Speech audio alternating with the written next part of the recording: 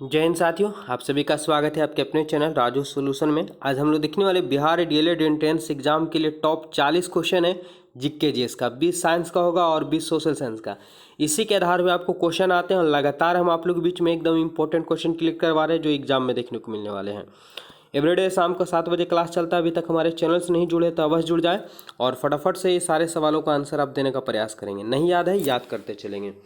चलिए फटाफट से क्लियर करते हैं। सवाल है पहला कि प्रकाश का शून्यावकाश में वेग का अनुमान कितना होता है। यानी प्रकाश का शून्यावकाश में वेग का अनुपात कितना होता है। याद रखेंगे कि 3 लाख किलोमीटर प्रति सेकेंड होता है। आंसर की अगर हम बात कर लें तो ऑप्शन की बात करें, ऑप्शन बिल्कुल क्या हो जाएगा, तो बी यहाँ पे करेक्ट आंसर हो जाएगा। 3 देखेंगे अगर बात करें हम तो 3 × 10⁸ दिया हुआ है तो ये मीटर प्रति सेकेंड है। ठीक है, अगर यही बात करेंगे कि अगर इसको हम चेंज करेंगे तो किलोमीटर प्रति सेकेंड आएगा। यानी आंसर की बात करें तो 3 लाख किलोमीटर प्रति सेकेंड आता है। शून्य में प्रकाश की चाल। अगला सवाल दिया हुआ, रसायन उद्योग में कौन सा तेजाब मूल रासायनिक माना जाता है। सवाल दिया हुआ है कि रासायनिक उद्योग में कौन सा तेजाब, ठीक है, तेजाब मूल रासायनिक नाम से माना जाता है। तो तेजाब आप लोग क्या कहते हैं, सल्फ्यूरिक अम्ल को कहा जाता है। H2SO4 होता है सल्फ्यूरिक अम्ल का नाम। इसे बैटरी में भी इस्तेमाल किया जाता है। ठीक है, सेल में जिसे प्रयोग किया जाता है। आगे बढ़ते हैं। अगला सवाल हमारे पास 3 नंबर सवाल क्या दिया हुआ है, ध्यान समझना होगा कि आंतों यानी पेट हमारे है ना, पेट में आंत होता है तो आंतों के रोगी के निदान में निम्नलिखित किरणों का उपयोग किया जाता है। यानी आंत के अगर रोगी है तो उसको किस किरण से इलाज किया जाता है। ठीक है, याद रखेंगे कि आंतों के रोगी को किन किरणों द्वारा उपयोग किया जाता है, तो एक्स किरण के माध्यम से, ठीक है, प्रयोग किया जाता है। यानी उनकी बीमारी को ठीक किया जाता है, उसको गलाया जाता है। अगला सवाल है कि फ्यूज का सिद्धांत है। फ्यूज का सिद्धांत है, फ्यूज के बारे में पहले बता चुके हैं कि विद्युत का रासायनिक प्रभाव, विद्युत का यांत्रिक प्रभाव, विद्युत का ऊष्मीय प्रभाव या विद्युत का चुंबकीय प्रभाव। तो याद रखेंगे फ्यूज का सिद्धांत है कि विद्युत का ऊष्मीय प्रभाव, यानी आवश्यकता से अधिक धारा प्रवाहित होती है तो फ्यूज क्या होता है, गर्म होता है, गर्म होकर वह टूट जाता है। यही उसका सिद्धांत है, ऊष्मीय प्रभाव। आगे, परमाणु के नाभिक, ठीक है, नाभि लिखा हुआ, नाभिक में निम्नलिखित में से कण होते हैं। तो परमाणु के नाभिक में कौन कौन से कण होते हैं, तो आपको पता होगा कि इलेक्ट्रॉन प्रोटॉन होते हैं। ठीक है, परमाणु के नाभिक में निम्नलिखित में से कौन से कण होते हैं, तो इलेक्ट्रॉन और न्यूट्रॉन होते हैं। क्या होते हैं, इलेक्ट्रॉन और न्यूट्रॉन होते हैं। ऑप्शन की बात करें, ऑप्शन ए करेक्ट आंसर हो जाएंगे। चलते हैं आगे बढ़ते हैं। अगला सवाल दिया हुआ है कि दूरदृष्टि निवारण के लिए काम में लेते हैं। तो दूरदृष्टि दोष को दूर करने के लिए किसका प्रयोग किया जाता है, बिल्कुल सबको पता होगा कि उत्तल लेंस के बने चश्मों का प्रयोग किया जाता है दूरदृष्टि के लिए। निकट दृष्टि दोष के लिए आपतल लेंस का प्रयोग किया जाता है। दूरदृष्टि दोष में दूर की वस्तु देख लेता है, निकट की वस्तु देख नहीं पाता है। आगे बढ़ते हैं। 7 नंबर सवाल फटाफट से आप लोग देखें और इसका आंसर देने का प्रयास करेंगे। दोपहर के 12 बजे किस दिशा में इंद्रधनुष की दिखलाई देता है। तो याद रखेंगे कि इंद्रधनुष हमेशा कहाँ दिखलाई देता है, तो सूर्य के विपरीत दिशा में दिखलाई देता है। लेकिन जब 12 बजे रहेगा तो 12 बजे सीधा रहेगा तो ये कभी दिखलाई ही नहीं देगा। ठीक है, यह कभी दिखलाई नहीं देगा 12 बजे। ठीक है, ऑप्शन की बात करें डी हो जाएंगे। आगे, दाढ़ी बनाने के लिए काम में लेते हैं। तो दाढ़ी बनाने में कौन सा दर्पण का प्रयोग किया जाता है, सबको पता होगा कि अवतल दर्पण का प्रयोग किया जाता है। सवाल यहाँ से दिया जाता है कि गाड़ी के साइड मिरर में पीछे देखने की वस्तु के लिए किस दर्पण का प्रयोग किया जाता है, तो उत्तल किया जाता है। ठीक है, ड्राइवर के सामने तो अवतल रहता है। आगे, धोने का सोडा यानी कपड़ा धोने वाला जो सोडा होता है उसका रासायनिक नाम पूछा गया है।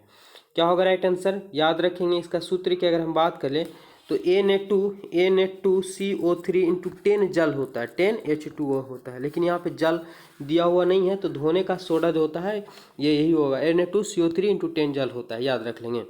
आगे बढ़ते हैं। अगला सवाल हमारे पास दिया हुआ कि सौर ऊर्जा निम्नलिखित में से किससे प्राप्त होता है। तो सौर ऊर्जा सिंपल सी बात है कि सौर ऊर्जा सूर्य से प्राप्त होगा। कहाँ से प्राप्त होगा, सूर्य से प्राप्त होगा। ऑप्शन सी हो जाएंगे। चलिए आगे बढ़ते हैं। अगला सवाल है कि ठोस कपूर से कपूर वाष्प बनने की प्रक्रिया कहलाता है। यानी सिंपल सी क्वेश्चन है कि ठोस से वाष्प बनने की प्रक्रिया क्या कहलाती है। क्या है, ठोस से वाष्प बनने की प्रक्रिया क्या कहलाती है, क्या कहलाती है, तो याद रखेंगे ठोस से वाष्प बनने की प्रक्रिया को उदरोपातन कहा जाता है। क्या, उदरोपातन कहलाता है। Option D. अगला सवाल है कि पौधे व पेड़ को खाना तैयार करने की प्रक्रिया कहलाती है। सिंपल सी बात है कि पेड़ पौधे जो खाना बनाते हैं वह प्रक्रिया क्या कहलाती है, क्या कहलाती है, तो याद रखेंगे ये फोटोसिंथेसिस कहलाता है। फोटोसिंथेसिस कहलाता है। यानी ये बनाते जो हैं वो प्रकाश संश्लेषण द्वारा बनाते हैं। पेड़ पौधे अपने भोजन प्रकाश संश्लेषण द्वारा बनाते हैं, जिस प्रक्रिया को फोटोसिंथेसिस कहता है। ऑप्शन की बात करें डी यहाँ पे करेक्ट आंसर हो जाएगा। 13 नंबर सवाल, निम्न में से कौन सा धातु अर्धचालक की है ना तेरा ट्रांजिस्टर में प्रयोग किया जाता है। यानी कौन सा ऐसा अर्धचालक है जिसको सेमीकंडक्टर कहा जाता है, वो ट्रांजिस्टर बनाने में प्रयोग किया जाता है। 13 नंबर सवाल का आंसर याद रखेंगे जर्मेनियम, क्योंकि तांबा धातु है। ग्रेफाइट एक प्रकार का क्या है, तो ग्रेफाइट अधातु के रूप में आ जाता है, लेकिन धातु है, लेकिन विद्युत अधातु है, लेकिन ये विद्युत का सुचालक होता है। चांदी धातु है, तो यहाँ पे अर्धचालक क्या है, जर्मेनियम ही हो जाएगा। और जर्मेनियम और सिलिकॉन अर्धचालक है, याद रख लेंगे। अगला सवाल, जैविक सिस्टम में रासायनिक क्रिया की प्रक्रिया को तेज करने में उत्तरदायी है। यानी जैविक सिस्टम में रासायनिक प्रक्रिया की क्रिया को तेज करने के लिए उत्तरदायी, यानी कौन सा पदार्थ उसको अभिक्रिया को तेज करने के लिए मिलाया जाता है, ये क्वेश्चन है। याद रखेंगे कि जैविक सिस्टम है, तो जैविक सिस्टम किसके माध्यम से होगा, इंजाइम के माध्यम से होगा। इंजाइम अभिक्रिया की दर को क्या कर देता है, बढ़ा देता है। आगे बढ़ते हैं, निम्नलिखित में से किसकी कमी से मनुष्य में मधुमेह नामक रोग होता है। सबको पता होगा कि मधुमेह नामक जो रोग होता है वह इंसुलिन की कमी से होता है, जिसे चिनिया रोग भी कहा जाता है ना। ऑप्शन क्या हो जाएंगे, तो डी यहाँ पे करेक्ट आंसर हो जाएगा। आगे बढ़ते हैं, अगला सवाल है हमारे पास कि विटामिन जो खट्टे है ना, विटामिन जो खट्टे में पाया जाता है, यानी खट्टे पदार्थों में जिसे साइटस कहा जा सकता है, पाया जाता है तथा चर्म को स्वस्थ रखने में जरूरत हो, चर्म रोग जो यानी चमड़ा रोग जो होता है उसको रखने में जरूरत होती है। तो विटामिन सी जो होता है वो किस विटामिन जो खट्टे में पाया जाता है तथा चर्म को स्वस्थ रखने में जरूरत होता है। याद रखेंगे कि खट्टे पदार्थ में विटामिन सी पाया जाता है। गाजर में विटामिन मुख्य रूप से ए पाया जाता है। सूरज के किरण में विटामिन डी मिल जाता है, ठीक है। आगे हरे साग पत्ते खाएंगे तो उसमें बी भी कुछ मात्रा मिल जाती है। अगला सवाल हमारे पास 19 नंबर सवाल दिया हुआ है कि मनुष्य शरीर में खून की शुद्धिकरण की प्रक्रिया को क्या कहते हैं। यानी मनुष्य में जो खून ब्लड शुद्ध होता है उस प्रक्रिया को क्या कहा जाता है। याद रखेंगे यह प्रक्रिया डायलिसिस कहलाता है। अगर किसी की किडनी खराब हो जाती है, ठीक है, तो इसी के माध्यम से किया जाता है। चलिए आगे बढ़ते हैं। अगला सवाल हमारे पास है कि टरबाइन या डायनेमो से बिजली प्राप्त करने में किस ऊर्जा को विद्युत ऊर्जा में परिवर्तित किया जाता है। वेरी वेरी सिंपल क्वेश्चन है। क्या होगा राइट आंसर यहाँ पे, तो टरबाइन एवं डायनेमो से बिजली प्राप्त करने में किस ऊर्जा को विद्युत ऊर्जा में परिवर्तित किया जाता है। याद रखेंगे यह मैकेनिकल ऊर्जा, क्या मैकेनिकल ऊर्जा को विद्युत ऊर्जा में परिवर्तित किया जाता है। ऐसे क्या किया जाता है कि नदी के बांध के आस बना दिया जाता है, जिसमें बहुत बड़ा एक टरबाइन होता है, पंखे डायने लगे रहते हैं, ऊपर से पानी को गिराया जाता है, टरबाइन घूमता है, यानी यांत्रिक ऊर्जा को विद्युत ऊर्जा में परिवर्तित। यहाँ पे यांत्रिक ऊर्जा ना दे करके क्या दे दिया, मैकेनिकल ऊर्जा दिया, वो ऑप्शन सी हो जाएंगे। चलिए आगे बढ़ते हैं। अगला सवाल है कि पढ़ने में काम आने वाली ग्लोबल किस प्रकार के लेंस से बने होते हैं। यानी पढ़ने में जो काम आता है लेंस, वो किस लेंस के बने चश्मे का प्रयोग किया जाता है। बिल्कुल सबको पता होगा कि है ना कि हम लोग क्या करते हैं कि अवतल उत्तल दोनों प्रकार के लेंस के बने चश्मों का प्रयोग किया जाता है, क्योंकि कुछ नज़दीक से भी पढ़ सकते हैं और कुछ दूर से, तो दोनों लेंस की जरूरत पड़ सकती है। आगे देखेंगे। अगला सवाल है कि गैस पदार्थ में कणों के बीच की गति होती है। गैस पदार्थ में कणों के बीच की गति होती है, कैसी होती है।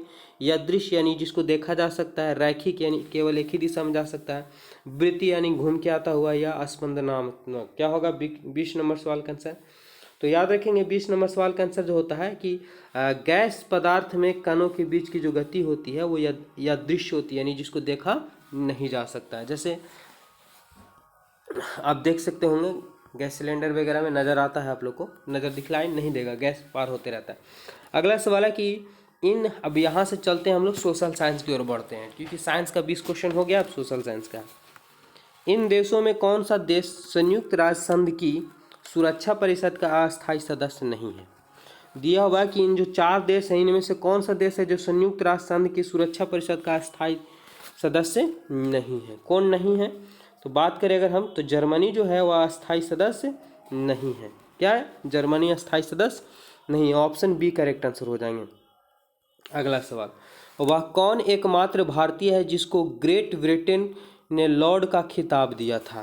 ग्रेट ब्रिटेन ने लॉर्ड का खिताब दिया था। कौन ऐसे भारतीय हैं जिसको मिला था यह खिताब, तो ये जो मिला था वह स्वराज पाल को मिला था। याद रखेंगे क्या, तो ग्रेट ब्रिटेन है ना, ग्रेट ब्रिटेन ने लॉर्ड का खिताब दिए थे। आगे, भारत में सिलिकॉन घाटी के नाम से, सिलिकॉन घाटी या सिटी भी यहाँ पे लिख देता है, किसे जाना जाता है? ठीक है, तो राइट आंसर की बात करें बेंगलोर, इलेक्ट्रॉनिक शहर के नाम से भी जाना जाता है बेंगलोर। सिलिकॉन सिटी, सिलिकॉन घाटी के नाम से जाना जाता है, इलेक्ट्रॉनिक शहर के नाम से जाना जाता है बेंगलोर। यहाँ से क्वेश्चन पूछे ही जाते हैं। आगे, रामेश्वरम किस राज्य का हिस्सा है? रामेश्वरम किस राज्य का हिस्सा है? बिल्कुल आप लोग को पता होगा कि रामेश्वरम में बहुत बड़ा मंदिर है।